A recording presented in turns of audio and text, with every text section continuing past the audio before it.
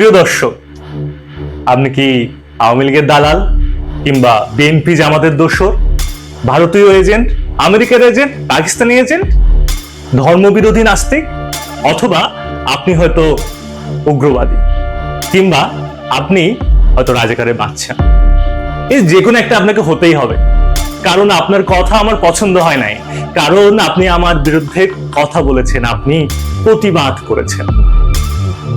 প্রিয় দর্শক, ট্যাগিং একটা ভয়ঙ্কর খেলা। এটা কেবল একটা শব্দ নয়, ট্যাগিং ছড়িয়ে পড়েছে আমাদের সমাজের সব স্তরে। ট্যাগিং এর বিষ কে কাকে চুপ করাচ্ছে, আসুন দেখে নেই।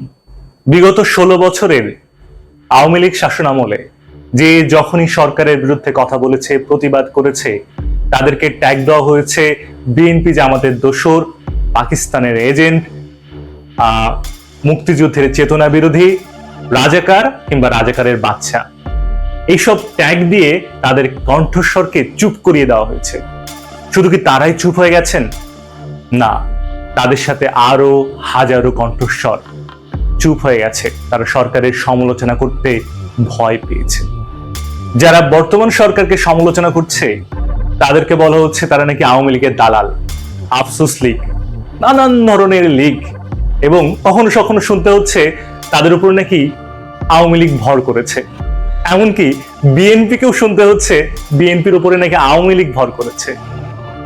ধর্মীয় সংখ্যালঘুরা যখন তাদের ভয় ও সংখ্যা প্রকাশ করে, যখন তাদের ওপর হওয়া অত্যাচার ও অবিচারের প্রতিবাদ জানায়, তখন তাদেরকে ট্যাগ শুনতে হয় ভারতীয় দালাল, আওয়ামী লীগের সমর্থক, আফসোস লীগ ইত্যাদি।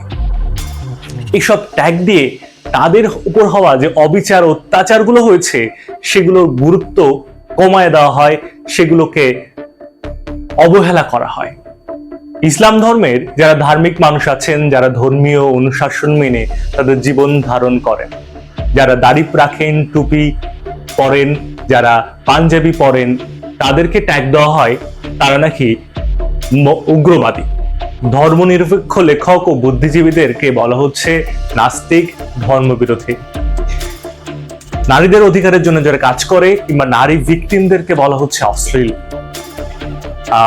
যারা আদিবাসীদের জন্য যারা কাজ করছে, তাদের অধিকার রক্ষায়, তাদের অস্তিত্ব রক্ষায় যারা কাজ করছে, তাদেরকে বলা হচ্ছে বিদেশি এজেন্ট।